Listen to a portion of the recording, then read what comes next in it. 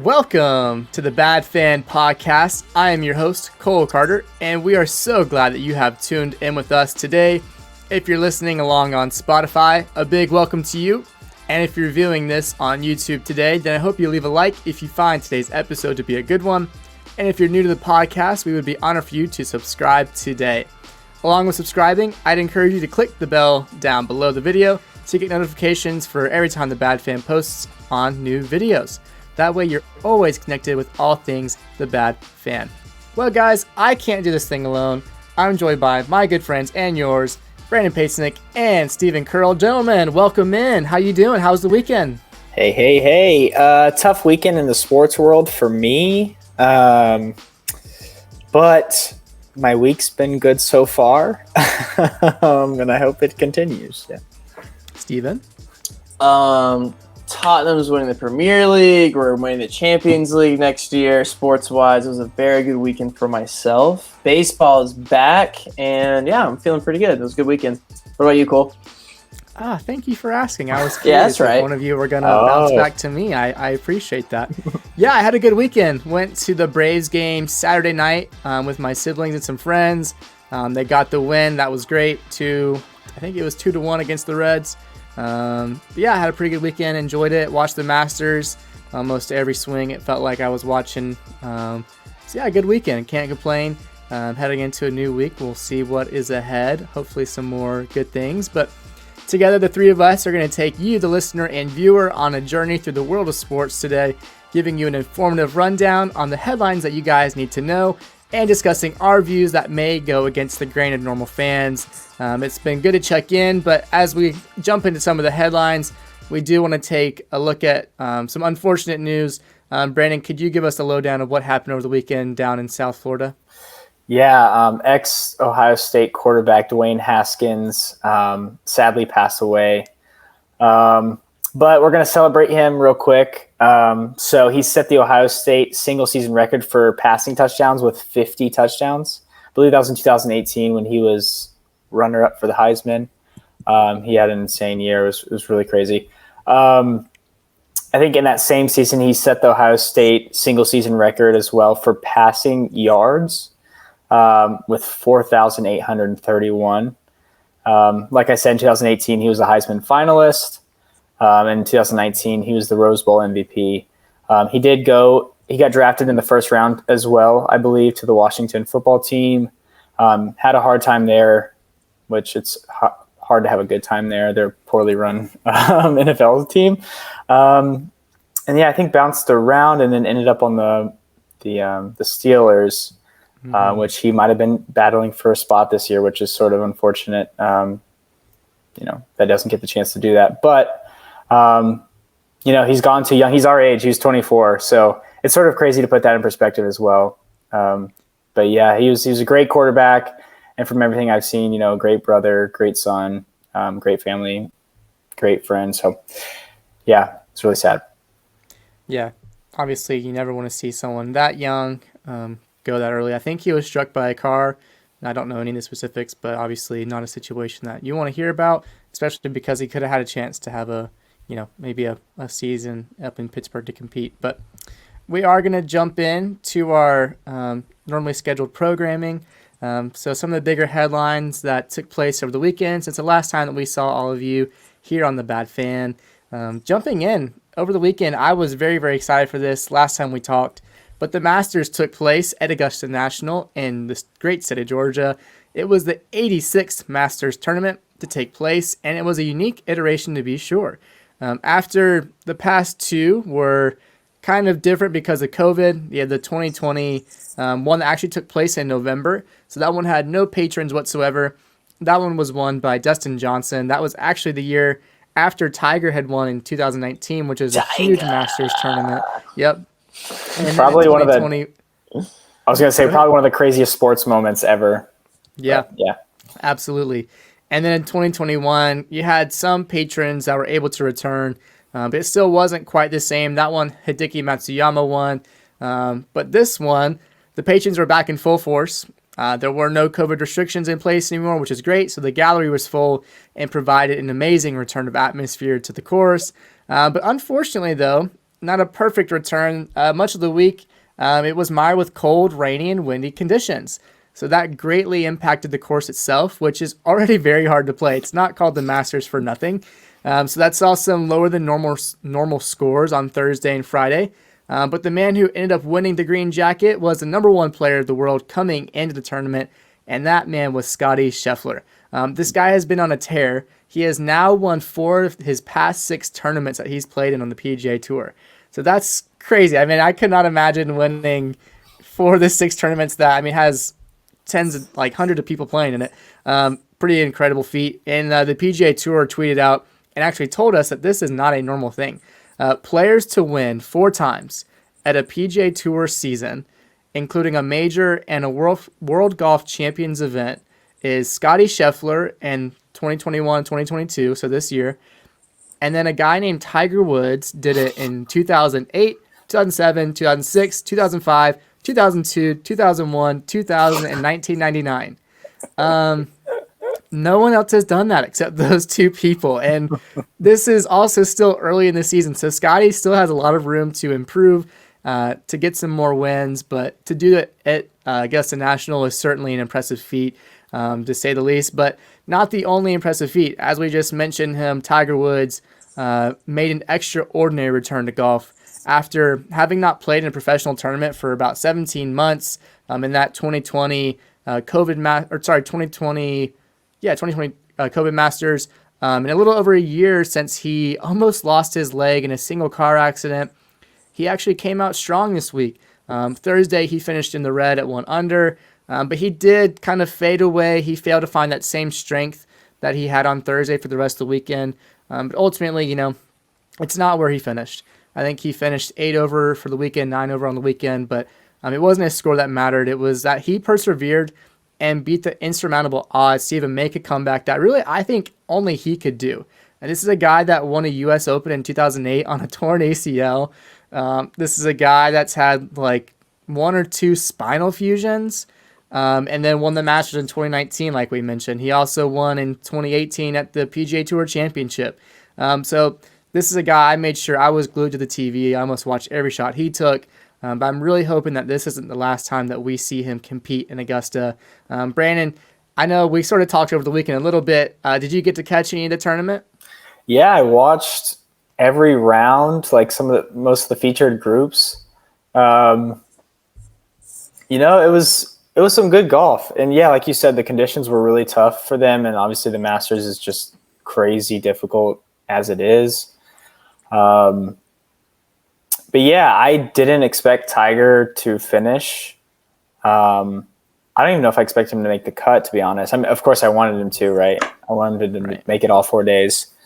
But yeah, with Oosthuizen going out, I was like, Tiger might be next, man. Like he was grimacing sometimes when he'd been over. Some of his hits, he just didn't look great. So, but I think it's like you said, it's not where he finished; it's that he finished. So good for him for doing that. And then, yeah, Scheffler, am I saying that right? Yeah, Scottie Scheffler, what a golfer, man. I mean, he's, whenever you're the 2 people in a categorization and you're with Tiger Woods, I think you're doing okay. So good for him.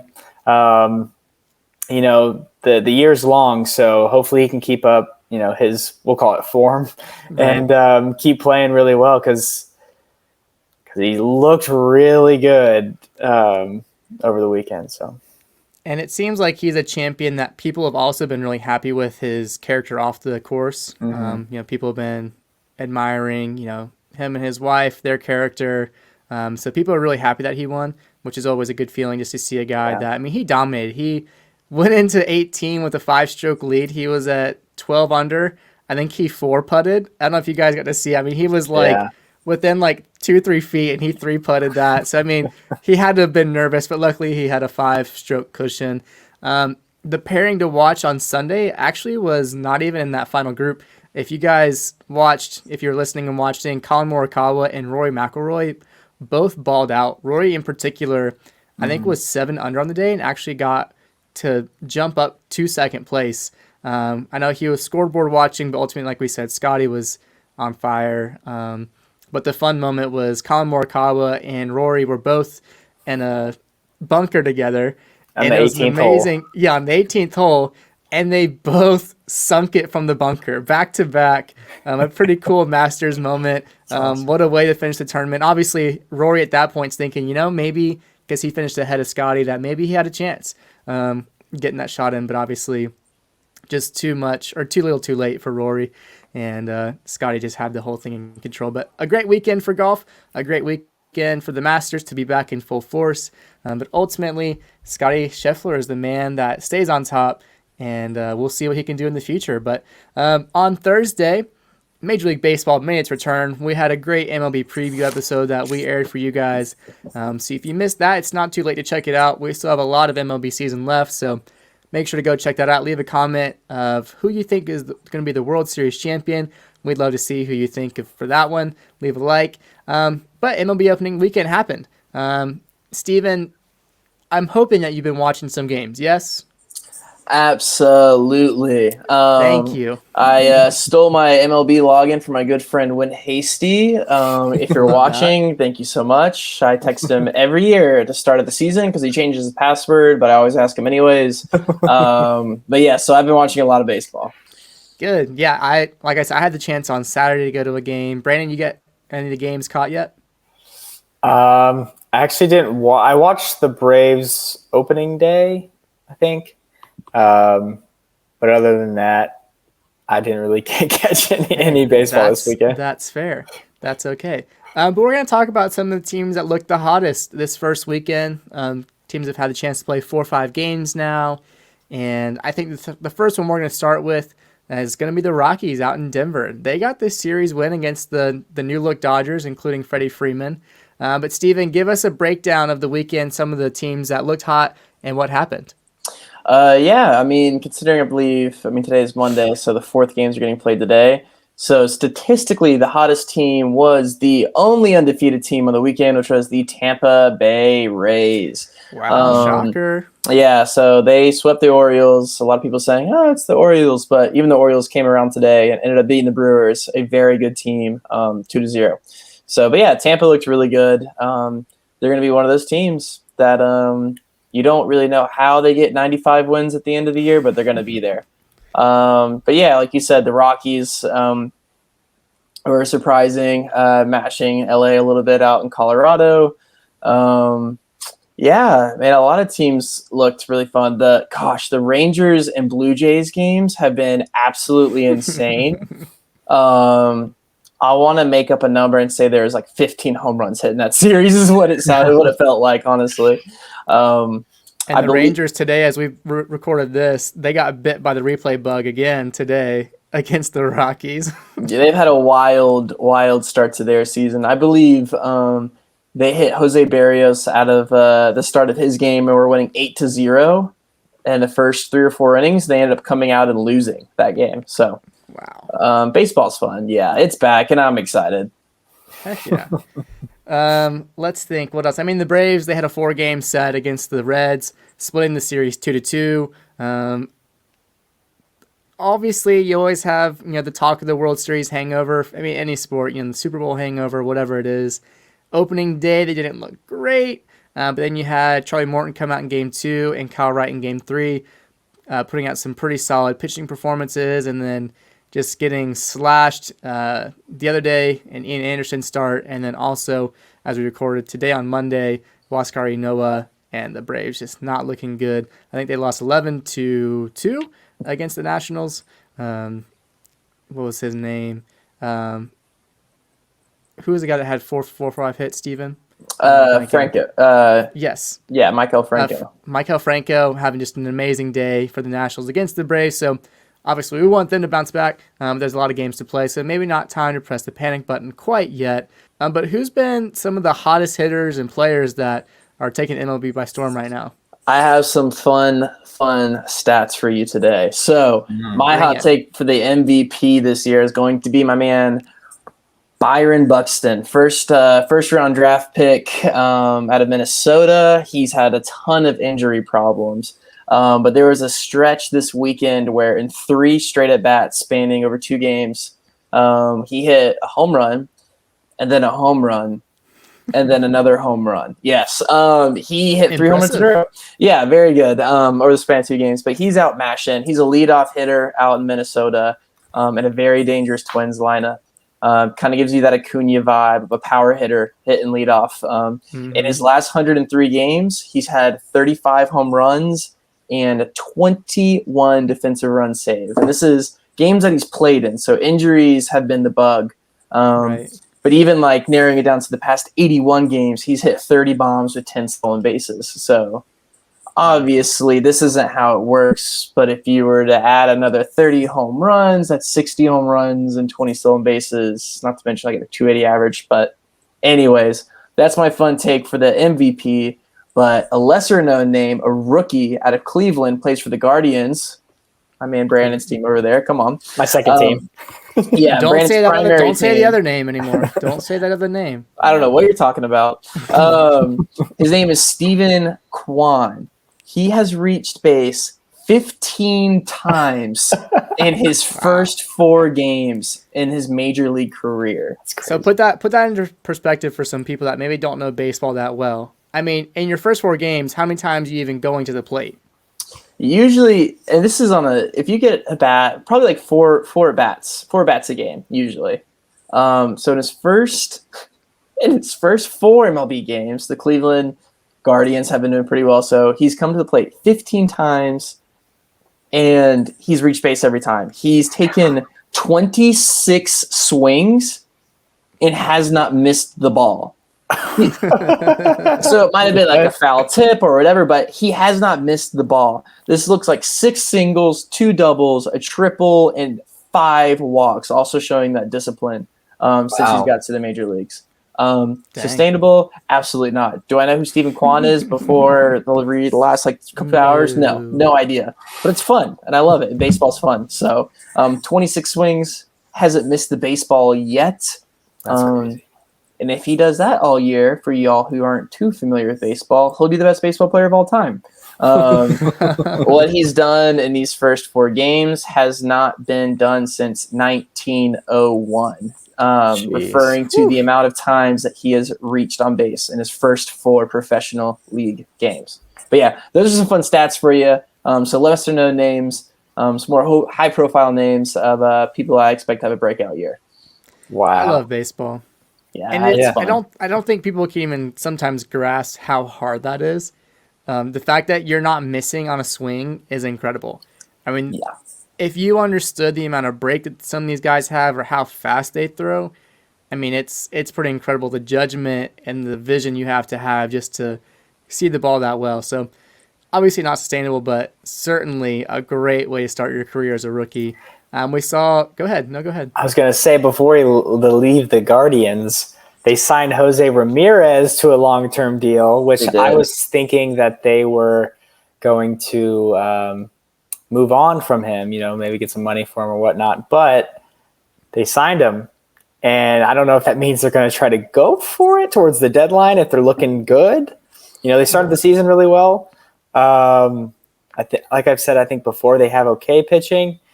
So it's going to be interesting. I don't know why that deal happened, but it did, and that's pretty exciting.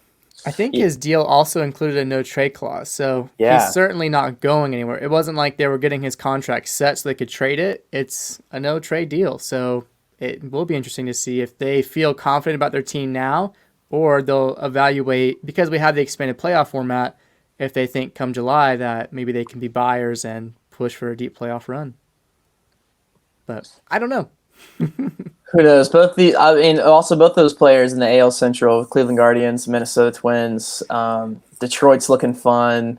White Sox are going to be fun to watch. Royals aren't off to a bad start with Bobby Witt, top prospect in the major leagues. Yep. AL Central, no one's going to be amazing. No one's going to go out and win, I don't think, 95 games, but sometimes that's like the most fun and playing in that division. So I'm really excited to see how it's going to turn out. Yeah, it's certainly up for grabs. I know I mentioned it, but the Royals, I always hope that they can come out on top. It's been a while since they've been relevant. They weren't terrible last year. I mean, they were like, I think 12, 10 games under 500, which, relative to some other teams in majors, they weren't too bad off. But exciting to see a great start to the Major League Baseball season. A season that's coming to a close, though, as the NBA playoffs are set to start. They're beginning with the NBA's play-in tournament. Whether you like it or not, it's happening. And some actually think this is when the NBA becomes watchable and actually becomes sort of fun.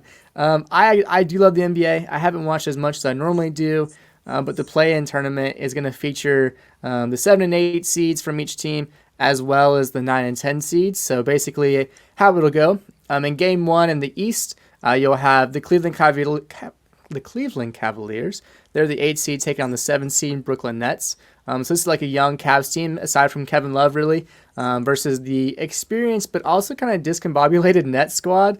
There's been rumors of Ben Simmons, big baby Ben Simmons, potentially making a return from his injury. It's sort of sounding like that's doubtful. That should be a good game. I'm hoping that the Cavs come out on top. I really don't think the Nets deserve it.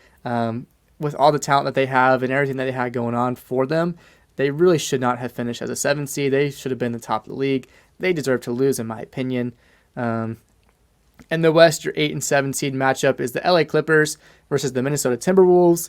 The Clippers, have been a team that's been intriguing for a while. They're the one LA team that did make the playoffs because the Lakers are a trash organization, deservedly so. My bad. And you have a Timberwolves team that has a hungry Anthony Edwards and the big cat Karl Anthony Towns. So that'll be an intriguing matchup. It'd be fun to see the Timberwolves advance. They've been, it feels like, in rebuild mode for a long time. Yet the former Georgia Bulldog, Anthony Edwards. The only good thing to come out of that basketball program. Hey, man, it just means more, okay? Don't even get me started. Yep. I think they had, after the firing of Tom Crean, they've had, 9 guys enter the transfer portal on that basketball team. But Yeah. Anyways, Georgia State's the best basketball team in the state, so Yeah. we love that. So the winners earn the 7th seed from those games, and they automatically advance to the NBA playoffs. But then you have the 9 and 10 seed games, which in the East is the Charlotte Hornets versus our Atlanta Hawks. Points and assist leader Trae Young, which no one else has done in history where they've been the points and assist leader in the NBA, and also the points and assist leader in the NCAA. Trae Young, one of one, history maker. So always exciting to see him lead the Atlanta Hawks into playoff contention. But he's going up against LaMelo Ball and the Charlotte Hornets. The two teams, I believe, split their season series. But of the two teams to play, I think this is the most favorable matchup for the Hawks. I think they match up well against them. But still, this is a team that doesn't have John Collins. But you have guys like Bogdanovich, who's starting to heat up at the right time, and Clint Capella, and those guys are looking to be a cohesive unit like they were in that Eastern Conference Finals run last year. We'll see if they can get it done. And lastly, the 10th seed in the West, taking on the 9 seed in the East, the San Antonio Spurs taking on the New Orleans Pelicans. That'll be the one in the West to watch. And so the winner of Game 3, which is the Hawks Hornets, versus the loser of Game 1, Cavaliers Nets, will play the winner of that game. And then you have the same thing in the West, Spurs, Pelicans versus Timberwolves, Clippers. So it's sort of weird that they're doing the play-in tournament. I don't really know if I love it. I think you play, 82 games. I think you kind of deserve your spot at the end of it at that point. But the NBA is looking to sort of shake things up. I think even potentially in the future adding one more kind of in-season tournament. Money. Yeah, I don't really see the point. I think just because people criticize the NBA, specifically October, November, December, they just talk about how those games don't matter, it feels like. I mean, I feel like even Trae Young earlier in the season when the Hawks were under 500, they're sort of we'll start clicking and turn on at the right time. And I don't know. I don't think it's a good thing, but we'll see. I mean, if it ends up happening, only time will tell if an additional tournament will be a good thing. On the women's side of things, the WNBA draft happened. Just a quick mention. Our Atlanta Dream made a trade to get the number 1 pick in the 2022 WNBA draft. After a sluggish season, actually a couple of sluggish seasons, the Dream traded for the number 1 pick this past week. And with that pick, they selected 2-time SEC Player of the Year and guard out of Kentucky, Ryan Howard. Howard, she averaged 20.5 points and 7.4 rebounds in her senior season, leading the Wildcats in points, rebounds, three-pointers, steals, and blocks. So she can do it all. So if the Dream are hoping to get back into contention, I'm sure she will be a good start. But the last person that even did that in the SEC in the women's game was in the past 20 seasons was Mississippi State's Tan White. That was back in 2004 and 2005. So certainly she's a player to keep an eye on in the WNBA. I don't know if it's enough to make the Dream competitors, but I'm sure that'll help them get out on the right foot. But off of basketball, shooting with our hands, we're going to go to a game that shoots with our feet and take it over to the European UEFA Champions League.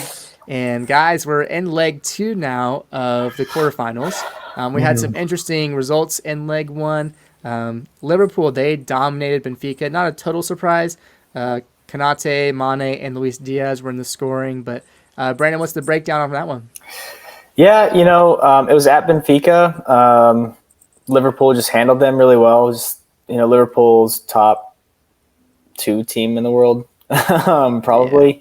Yeah. And they just did what they do best. But I want to mention a guy who's been heavily linked to teams in the Premier League recently, and he's having an insane season in Portugal. It's Darwin Nunez. But yeah, he has 24 goals in the Portuguese league, and I think also 3 assists. And he's also netted 5 goals in this year's Champions League. So that's crazy. He's only 22 also. So he's probably going to be looking to make a move. I've seen him linked with Arsenal, and I think that would be a really good fit for him, to be honest. So we'll see if that happens. But moving on to one quick question. He's a winger or a striker? I believe he's a striker, straight up. So maybe he would replace the Frenchman Lacazette at Arsenal. Yeah. Or just learn under Lacazette there's Arsenal in a funny way is still building, but they've looked so good this year, and which we're going to talk about a little later. But yeah, I think Darwin Nunez would fit in well there. But yeah, moving on now to, I think, the best team in the world, Manchester City. They get a very good win over Atletico Madrid. Simeone, like we've said before, sets up Atletico in a very specific way, very defensive, and focuses on their counterattacks. Well, Pep is a mastermind and the best coach I've ever seen coach soccer.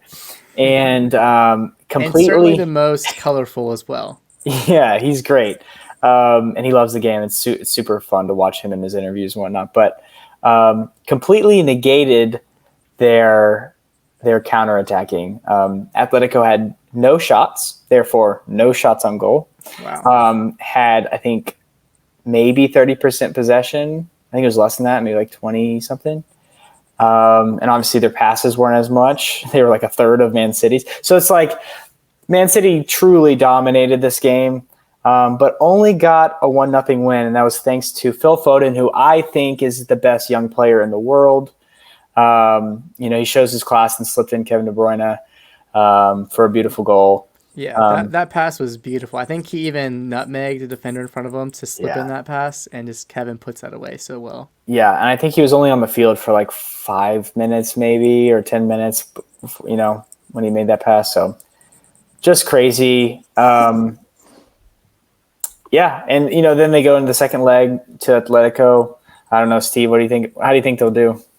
Yeah, I mean, there's English media has been like burning Atletico down in flames. It seems like with their typewriters over there, they're just like the most boring game of football. It's not even football what Simeone is doing.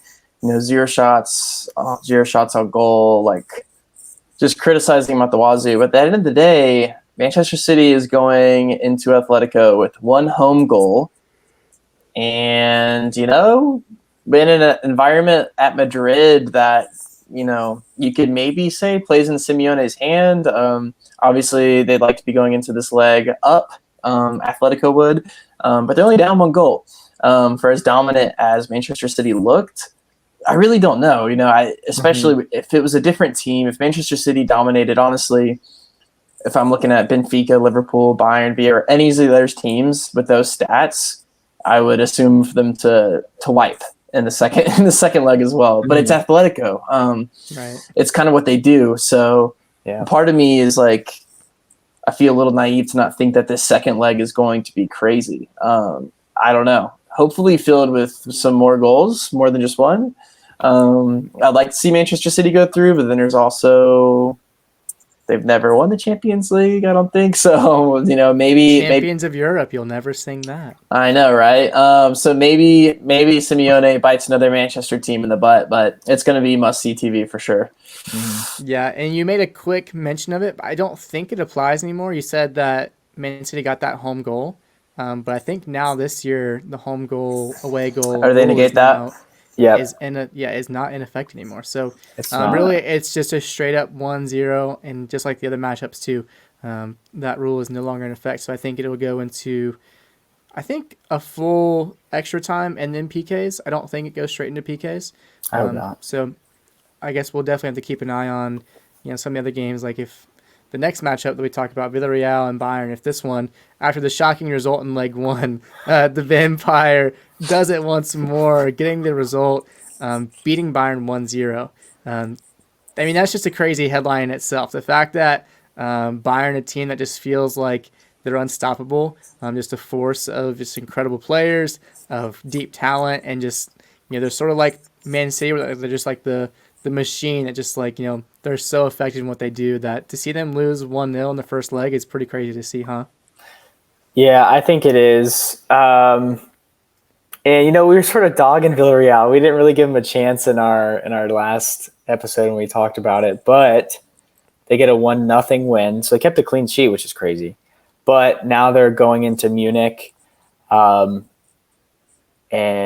I just I think Bayern will win 4-0, to be honest. Oof. Yeah. That's a pretty critical result.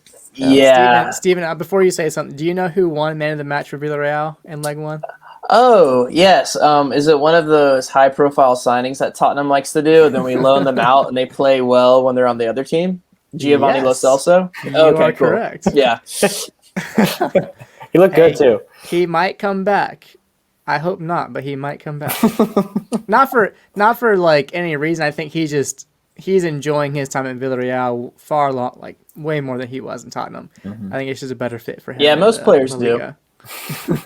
Most players enjoy all of their them. time away. There's some that we'll talk about that have great fits. But do you think 4-0 in the next game, really? Yeah, maybe 3.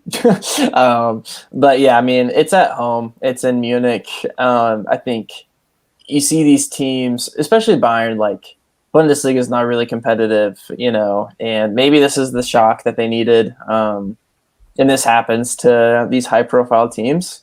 And it was only 1-0. It's a great result for Unai Emery, but yeah, unless they just park the bus, but I don't even know if that's the best strategy. It's do you go out and just try to defend, or do you still try to play that expansive football to keep it on them? So I will say that they have Gerard Moreno, who's a really good striker, and they started to do that in the game. I watched some of it, and Gerard Moreno almost got in behind. He was like one good touch away from just being one-on-one with Manuel Neuer. So maybe that is how they'll approach it. Maybe that's how they'll have to, because that's what a lot of the first leg was. But yeah, it'll be interesting how they come out. Wow. Yeah, it'll be, I think, the one to watch. This other one was a masterclass from one singular player that's done it 2 rounds in a row. Steve, what happened in the Chelsea-Real Madrid game? Yes. So my dark horse to win the Champions League, quoted on a podcast previous, Real Madrid can confirm. I've been saying it since the beginning. Yep. Real Madrid absolutely mopped the floor with Chelsea. Not true. No, Benzema did though. Could have had 4 goals. Showed he was human. Only scored 3 to be nice. But no, he missed a wide open, the easiest one. Maybe he missed the one played in by the Chelsea defender. But no, we talked about Chelsea a little bit after losing to Brentford. About this being a blip on the radar. They're going to get back into it. And Tuchel, even after the game, had said, I'm worried about Southampton. I'm not thinking about the second leg in the Bernabeu. It sounded kind of doom and gloom, honestly, about Chelsea's chances going into the second leg. Right. A lot of that kind of coaching strategy coming into it. I think he knows the talent that he's working with, but also he inspired Mason Mount to get a haircut. But no, yeah, this game was pure class from Karim Benzema and punishing Chelsea mistakes. Chelsea scored a really good goal. I believe it was Havertz that came in and scored. But yeah, just little sloppy giveaways. Mendy with an awkward pass out of the back got punished. Benzema left in way too much acres of space, showing what he can do with his head. I believe his first 2 goals were headed goals. One drifting away from the goal, coming across was absolutely. I think that was the most impressive goal to myself. Yeah. And the first one having acres of space as well. So Karim Benzema is getting it done and having a very good season, getting ready to go into this World Cup year. But yeah, we'll see how the second tie goes. I'd like to say I'm optimistic about Chelsea, but it's going to be in Madrid. And that definitely has factors to play with it. And I think Real, maybe a 2-1 scoreline in favor of Real. I don't think Tuchel can get it done. But I mean, they came in at that Southampton game and wiped them out 6-0. 6-0, yeah. So who knows? Maybe the haircuts and the new result at Southampton. Maybe, I don't know. Christian Pulisic needs to wear a bigger hat, smaller hat. I don't know. Whatever it is. The revenge tour is happening. Yeah, maybe the revenge tour is happening. But my money's on Real Madrid, the kings of Champions League, to be honest, to advance past this round. Hey, that's a fair take. Yeah, I was just going to say, Chelsea, the bright spot is it's only a two-goal swing, 3 to win, obviously. But so it's close enough, right? We've seen crazier things in the Champions League. Absolutely. And Chelsea, they're defending champs. They're coming off of a 6-0 wipe of Southampton, who's not a bad team. Yeah, I'm really interested in this game because Chelsea's good enough to beat Real Madrid, right? They're good enough to flip it 3-1, right? They could easily do that. It's just, will they? I don't know. Tuchel's going to be really tested in the second leg, so we'll see how it goes. And another thing too I want to mention is how much different this Chelsea team would be if even one of their strikers were firing than Timo or Lukaku. That's just more of a sidebar, I guess, but the amount of money on transfers spent on specifically those 2 players. This is Kai Havertz playing like a false 9 or Pulisic playing a false 9 and Ziyech scoring goal. It's Rudiger. I don't know. This team is good. And they would be even better if they had a firing number 9 like Karim Benzema. But anyways, second leg will be great. To that point, though, I mean, Timo finally did find some footing against that Southampton team. I think he scored 2 goals and maybe had an assist. So maybe that is enough for him to very, very poorly played. Southampton's a great team, but they played absolutely horrible. Right, but for Timo, I mean, the whole thing for him has been encouraging. The inability to put the ball into the back of the net. So just even if it's against Southampton, even if it was against Norwich, it doesn't really matter who. It's just the fact that he got those goals might be the motivation he needs if he gets the start against a Real Madrid team. But all that is to be seen. Those games will take place later in the week. But also in Europe, the Europa League is in its quarterfinal stage as well. West Ham Lyon was a great match.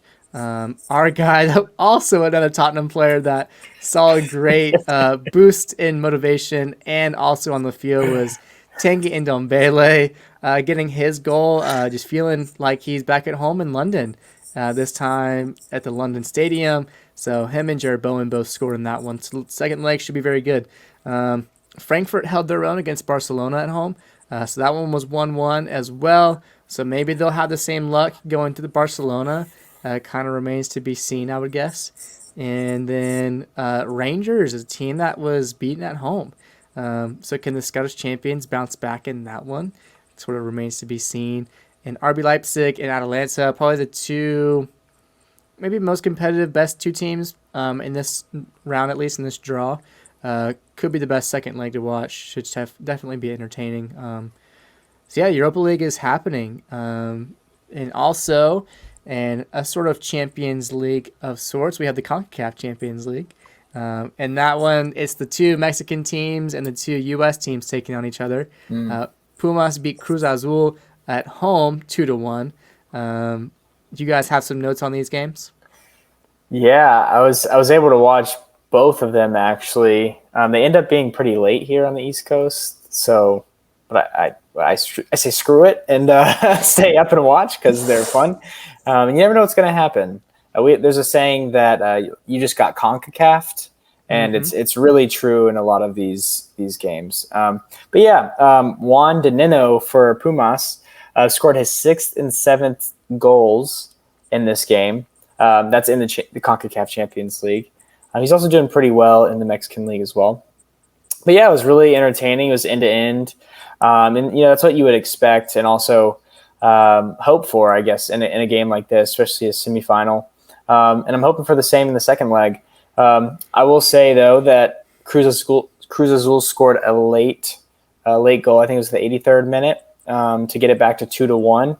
Now, in normal Champions League, the away goal rule is no longer existent. However, in CONCACAF Champions League, it does still exist. So, yes, classic. The game was at Pumas. That means Cruz Azul has the away goal. Very crucial going into this second leg. So I don't want to overlook that. I want to make sure I said that. So, really what that means is Cruz Azul has to only score one goal and not give up any. So, if they do that, they win the game 1-0. They will go through to the final of the Champions League. So I don't know who I'm pulling for on that side. I've said Cruz Azul's pretty good, and I think I'll stick by them. But I could not tell you who's going to win that second leg. Yeah, but Pumas has the cooler jersey, so they get my vote. True. But on the American side, you had Seattle. They beat NYCFC at home 3-1. What was up with that one? Seattle looked good on the day. They I think they deserved to win the game. There's a questionable penalty call in the game that I didn't think was a penalty, but again, it's one of those CONCACAF things that it goes that way during that game, but in the second leg and in New York, it might fall New York's way. Right. So we will see what happens there. But yeah, anything can happen in these CONCACAF games, in these tournament-style games. It's 3-1 now, but it could be flipped. And yeah, New York, again, they have an away goal. So if they win 2-0, they will go through on aggregate. So I don't know. What are you guys' predictions for these two series? I don't know if you guys have been watching, but it should be really interesting finish. Well, I said Pumas can take the first one. Yeah. And I think at this point, Seattle is probably the stronger team. They obviously have the bigger advantage. But I think Steven has the more pronounced prediction for what Seattle can do this season, doesn't he? Yeah. Again, Seattle. We were talking earlier at the beginning, a little bit earlier stages of this Champions League for CONCACAF. I had them winning it. They're really good. And they're playing without their best player in Raul Rudy Diaz. And yeah, I think if you're an MLS fan, you want Seattle just to go through because I don't have confidence in New York beating whether it be Pumas or Cruz Azul. Cruz Azul, a team that's won the league in MX multiple times. But yeah, I hope Pumas goes through. I think Cruz Azul was in the final not too long ago, maybe like a couple years ago. I think you're right. And so it'd be fun to see Pumas in there. Seattle, in a way, just feels like America's team in MLS. I don't know if that's me just making things up in my head. They're really big trailblazers when it comes to investing in the MLS, one of the early goers. So hopefully they can do it. Roos not getting on the score sheet, poaching him from Real Salt Lake, which was their best player last year. But no, I hope Seattle can do it. I think that they'll win the Champions League. Maybe this will be the first year they do it. I think consistently throughout every leg of the competition, they've looked the best out of every other team. But again, they have that MLS voodoo on them. And hopefully this is the first step to a treble of Seattle this year. Hot take. They gotta dethrone Atlanta United, who has currently the best number 9 in the league in Dom Dwyer for the U.S. Open Cup. So they have to take that trophy away from us. And we've held on to the trophy longer than anyone else has. So yeah, maybe it's time for Dom Dwyer to give it up. But 3 years, maybe 2019. That's crazy. So, but in all seriousness, though, I think if Seattle somehow wins this CONCACAF Champions League, that's a ton of momentum just to carry into the season. With Freddie Montero, I think scoring like 4 or 5 CONCACAF Champions League goals for them without even their starting striker. Yeah, it's kind of crazy, honestly. So I think they'll get rolling after they're done with this competition. But yeah. I'll agree with you. I think Pumas, because their striker is good, I think they will go through. I couldn't predict the score of the next game, to be honest. I'll say Pumas, though, Seattle, and I do think Seattle will win. They are good. They are starting to click. And Rui Diaz played in the MLS this past weekend. I think he's coming back from injury. That's why he hasn't been playing that much. So if he's there for the final, that's, again, we've said this, and I don't want to beat the drum anymore, but it's they're very, very good. And I think they will break the MLS curse and win the MLS's first Champions League. In their first Champions League. So yeah, I'm all for that. I'd love to see them as an MLS team make history. But moving on, we're going to go back to Europe, to the Premier League. And I think the match of the season that everyone had their eyes on, everyone, I'm sure, was putting big money on the game. You had the two giants and titans of the game going up against each other, talking about Manchester City and Liverpool. This game was full of spectacle. Obviously, some of the best players in the world going at it. Some good goals, some good big results, but the game ended in a 2-2 draw. Who wants to break it down? Brandon, Steven, who's got it? I'll give it to Brandon. He always points at me. I know. I will. These are the two best teams in the world, in my opinion, with some of the best players in the world. 2-2, like you said, goals from Kevin De Bruyne. Then Jota scored, who's been on fire this year. Yeah, I think he's up to 14 goals now. Yeah, maybe just in the Premier League, but overall, I think he's in the 20s or something crazy. Yeah, like when you add Champions League, crazy. What a signing by them from Wolves. Then Gabriel Jesus scored, and then like a minute in or so to the second half, Sadio Mane scores off of a great cross. Crazy game. Sterling did score later, but it was called back for offside. I think it was pretty close too. But dude, it was just an amazing game to watch. I sent you guys a picture with me having a breakfast burrito and my coffee, just like thankful for life, basically. I was like, it can't get really much better than this on a Sunday morning. The sun was out. It was awesome. So, the two best teams in the world going at it. I would love to watch that every week. But yeah, we're going to get to see it again in the FA Cup. So that'll be really exciting. But yeah, Man City keeps their 1 point advantage in the table. Yeah. Do you guys think they can keep that 1 point advantage, or go on to win? I'm gonna say one thing, and not to mention not even getting just the breakfast burrito, but getting Rebecca Lowe in the My Premier League mornings. I mean, come on, can you beat that? She's a saint. No, in all seriousness, I think Man City, obviously they have the advantage. Liverpool, they still got to play a hot Tottenham team. Can they steal another point? Because that game, I think in November or December, I think it was like the second or third game when Antonio was in charge, and he actually drew against Liverpool. So, if I'm a Liverpool fan, I'm looking at that game and thinking this actually might be a really, really big game for them now that they didn't get the win against Man City. So I think Man City has the advantage going into these last 6, 7 or so games. Yeah, I'll say the biggest takeaway, I'll keep it really brief, from the Man City-Liverpool game was Pep Guardiola going on TV afterwards, congratulating the U.S. men's national team on qualifying for the World Cup. Rumor, maybe he'll be our next coach. I don't know. Oh my gosh. We could only that's in a dream. Like that's not. I could never imagine. To burst that bubble, he also said this week that he would coach at Man City forever. So yeah, which I hope he does. I really hope he does. Hey, you can do both. Only in FIFA. In FIFA. Yeah. But yeah, that was certainly an amazing match. I know I had a friend at the game that it was like their first time going overseas to see them play. And he had told me this back in January, and I was like, oh, cool, like, enjoy. And then when I found out this week he was going to that match, I was like, oh my gosh, like, that's insane. So obviously he had a really good time as a Man City fan. But some other matchups, the top 4 race has heated up as we've hoping it would. Our guys Tottenham, way to go. I've actually even I'm going to flip it around for the viewers to show it off. Oh, this is my man, Sonny, getting the hat trick.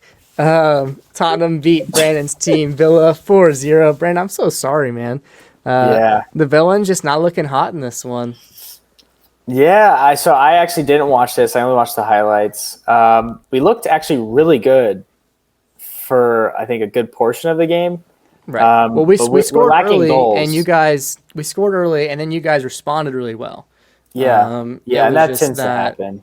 It was just that in the second half, you guys just sort of fell apart. Yeah, and I think that's also just a point of, like, there's one team that's fighting for a lot and one team that's fighting for literally nothing. But a 4-0, you never like to see that. So there's been a lot of questions on Villa Twitter this week. As that happens. I feel like Gerrard? No, maybe a little bit, but just, you know how people freak out, and then Villa will win this next week, and then it'll be all hunky dory again. Just people on Twitter. Crazy. People are. They're so highs and lows. Bad. It's just it's bad. It's so funny, but yeah, congrats on a 4-0 win. Yeah, no, Steve loves Tottenham. Oh yeah, I love Tottenham. Now tell the people what you told us before on your Tottenham journey this season. Steve said last week, if you guys don't remember, go watch it. He said something along the lines of, no, Tottenham will not make the top 4. There's no way. But I said I said Man United was gonna do it. They lost to Everton, and Ronaldo slapped the person. And you assaulted a child. Yeah, but no, I don't know. We look so dang good. My biggest thing is, if there was ever a set piece against Tottenham, it was we were conceding yesterday, is the way it felt like. So the resiliency that we showed against Villa in that first half, we honestly got dominated, and which was able to open up the game in the second half, and we were able to show our class and stuff like that. But it's looking like we'll finish top 4, right? But who knows? And what will I be saying in 2 weeks? That's true. So, United losing to Everton, didn't have it in my books. But all good news for Tottenham right now. Going into Arsenal, losing 2-1 to Brighton. Did not see that coming either. And it's kind of like almost like they're playing like a game. Like I'm on the Truman Show, if anyone's ever seen that movie. Like they're just stringing me along. They're about to pull the wool over my eyes or something. I don't know. Oh my gosh! I was gonna say Hotspur experience. Yeah, but I think you guys can do it, man. I was telling you guys, keep hope, because this Arsenal team, they're starting to revert back to how they were last year. They were not good. They have not looked good, man. They lost to Brighton 2-1, and now they only have one game in hand on Spurs, which I think they play this week. So it's going to be very, very tight. Cole, you might want to start looking at flights because you still have that ticket to the game. I'm just debating if I want to spend that money or not, man. Oh my gosh! It's probably going to come down to that game. It's probably going to come down to that game. It's crazy. Yeah, Man U losing, Arsenal losing only helps Tottenham. to solidify their position in fourth, especially their goal differential. We've scored the most goals in 2022, more than any other Premier League team. So it's only helping to protect ourselves. If we, come even with another team, we'll have that goal differential heading into those last couple of games. So that's also important. But yeah, Everton surviving, getting the huge points against the crumbling Man U team. But the other side of that table, you had Burnley. They lost a game to Norwich, 2-0. So the bottom guys putting up a fight, doing what they can to maybe scratch their way up with what little chances they have. I don't know. But it doesn't help either that, it helps Norwich, but Watford also, they lost to Leeds 3-0. So kind of some crazy results there at the bottom of the table. It's sort of like a hot potato kind of thing where it's like, you guys win. I don't want to win. Like, it's just like everyone's just, it's like you just don't know what you're getting from any of those teams right now. But as it stands, Everton are 4 points clear of Burnley in 18th. So, I mean, there's what we said, 6-7 games left, depending on, what teams have left. 4 points is not great, but it might be just enough to hold their position. I was going to say, I think I said last week that Everton would probably need only like 7 points out of the remaining 7 games to stay up. And I mean, I think that will still be true. All the results this weekend, like you just laid out, went their way. They won against Man U. Norwich, for this is just classic Burnley. Like the game that they need to win, right? Like they're playing the worst team in the league. They need to win this game to like have any really. There's still a chance that they stay up, but to really like keep pushing Everton and keep the pressure on, they need to win that game. They lose. Watford just looked bad against, Watford we were talking about. They might jump Everton, but now they're in 19th place. It's a mess down there, and I think our predictions from a couple weeks ago will end up being true by the end of the season, that those 3 teams down there will stay down there, unfortunately. Yeah. We got some games to look forward to. Tottenham and Brighton. Obviously, Tottenham's trying to stay hot. Stay away from that win-lose form that they had early in 2022. Man U versus Norwich. Can Norwich repeat what they did? And can Man U repeat what they did? But they'll be hoping to turn it around. So yeah, they it's want a big game to. for They'll them. need to. It's at home. Especially after, I think, the rumors of appointing Ten Hag. Is this a guy that's going to rethink that if Man U continues to be a dumpster fire?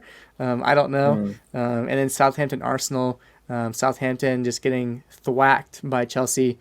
Will they find any confidence against Arsenal, who, again, are trying to compete with Tottenham with that game in hand? But if Southampton decide to be, a competitive team, then maybe Arsenal have their hands full for them. But we'll see. We'll definitely have to keep our eyes on that. In the MLS, though, back to it. In Miami, guys, they got their first win of the season. Give a little golf clap for Inter You didn't Miami. say it, Cole. What? Oh, back to our favorite league. As we go from, they say across the pond. Yes. As we go back to over the pond, back to our favorite league. I'm so sorry. I'm a Bush League guy. I'm a Bush League host. As we always do, back to the MLS, our favorite league. Oh my gosh. I'm getting fired. In Miami, golf clap, like I said, they get their first win of the season against fellow bottom dwellers, New England Revolution, 3-2. They got a hat trick. Leonardo Campana getting the work done for Inter Miami. This is two teams that really, we're surprised to see New England down at the bottom, but not surprised to see Inter Miami there. But, huge game for them. Maybe they can not suck so much the rest of the season. They're going to be bad. They're still going to be bad, for sure. Philadelphia Union, they took sole control of the East. They got a 1-0 win over your guys up in Columbus, Brandon. And El Trafico was the most entertaining game of the weekend, I think. The Galaxy took this one 2-1. Our guy Chicharito got his goal. And some controversy there at the end. Steven, you have a guy that you love to have on your FIFA teams and MLS. Latisse Blessing had a goal called back for LA at the very end. In the build-up, there was a guy that apparently was just offside, and the goal got called back in. So LA Galaxy gets the win, wins in El Trafico, and now the Galaxy move into second behind LAFC by just a single point. So that'll be a really, really good race to watch in the West. Were you guys disappointed with the result? Did you want to see LAFC win, or are y'all happy to see Galaxy win? I'm on the Chicharito hype train. It's great. There's even talks with the Mexican national team. No number 9s are scoring on their Mexican national team. Not even Raul Jimenez. They're not looking dangerous even with him up top. So with Chicharito scoring, doing those LeBron James celebrations, hopefully if he can book his way on that Mexico team, that'd be killer. That'd be amazing to see him in the World Cup. Oh yeah. So both the LA teams are great. I like Vela a lot too. But it's fun to see Galaxy actually like good. I wouldn't even say like they're not to what they used to be and what they're known for, but they're good and it's fun. It's fun to see an historical, really great team be good again. So it's fun. I like it. Is this the best El Trafico result we've seen, or is that 3-2 game with Latan's debut still the best? I think so. Yeah, that'll never change. That's definitely the best for me. But this one was good. Vela did score as well, but it was called back.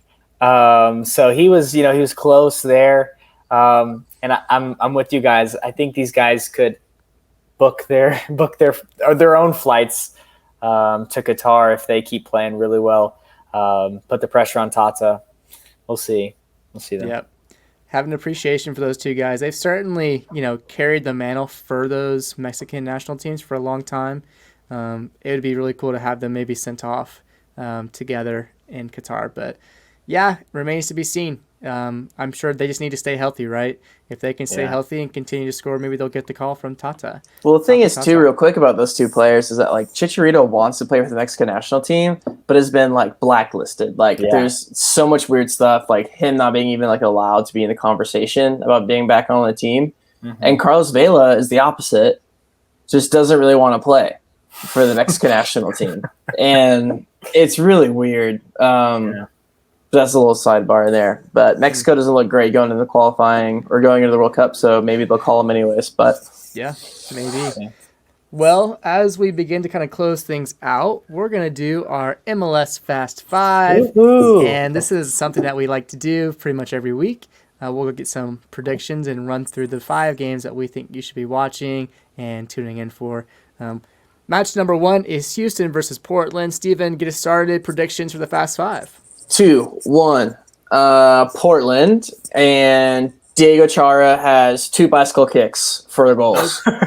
Okay. Okay, we're starting with the takes. Yeah. I will say 2-2 draw. Houston's been in pretty good form. They won 4-3 at the weekend, surprisingly, and I think they're above Portland on the table currently. So I'll say 2-2 draw. It's in Houston, so. 2-0 Houston. They'll take the dub. Red Bull taking on Dallas. They're at home against Dallas. Brandon, you shoot away on this one. Yeah, 2 really good teams. Ferreira is looking really good, scoring some goals. Red Bulls won again at the weekend, I think. They're looking good this year. Oh, man, it'll be a tough game. I'll say Red Bulls 1-0 again because that seems to be a theme. Esteban? I'll go with a 1-1 draw, another Ferreira goal. I will take what you're having, please, sir. 1-1 draw. Minnesota, Colorado. I like the Loons. I think they'll win 3-1 at home. Brandon? Fun. 2-1. Yeah, Minnesota. And I'll go 2-1 opposite side, Colorado Rapids. Classic. A good game. We got Toronto taking on the Philadelphia Union. Steven, can the Union hold their spot in the sole control of the East? Yes, they can. 2-0 Union. Brandon? I feel like I got to go with my preseason prediction. I'll say 1-0 Toronto. Oh. Even though I think the Union are very, very, very good. I'll take the Union 2-0, taking it in the 6 against Toronto. And lastly, Atlanta takes on Cincinnati. Atlanta losing Joseph Martinez for 6 to 8 weeks, still missing out with Luis Araujo. Thiago Almada's got to hold down the fort while they're gone. I don't think it's enough, but I do think it's sort of enough, and I think it's just a 0-0 draw. It's going to be a terrible game. I don't think it'll be a terrible game. I think it's at home. Cincinnati does have I think he's leading the Golden Boot race, or he's tied for it. Ex-Atlanta United player Brandon Vasquez, who we I'd love to have him right now. Yeah, we should never let go. I've always said that, but hey, I think he will score. I sort of hope he does, to be honest. I'll say 2-1 Atlanta United. I have absolutely zero idea how this game is going to go. But I'll make a prediction anyways. I'll go. Atlanta United could very easily lose this game. Yeah. But I'll go for a 2-0 win. I'm feeling optimistic. Wow. Atlanta United, get the fans to buy back into it. Pineda whips the boys into shape after a very poor performance against Charlotte. Yeah, Cincinnati's about to win 3-1 now that I think about it.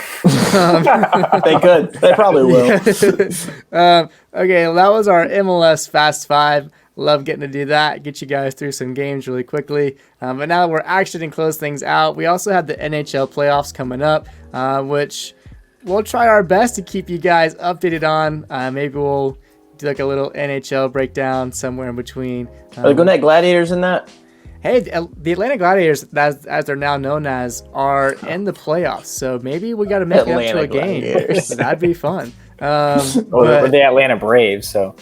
Hey, we love to see it. But that about wraps things up here today on The Bad Fan. Thank you again for tuning in. If you enjoyed today's time together, please give it a thumbs up. It's free. And hey, it only takes a second of your time. You can really do it. Subscribe if you're not already a Bat fan.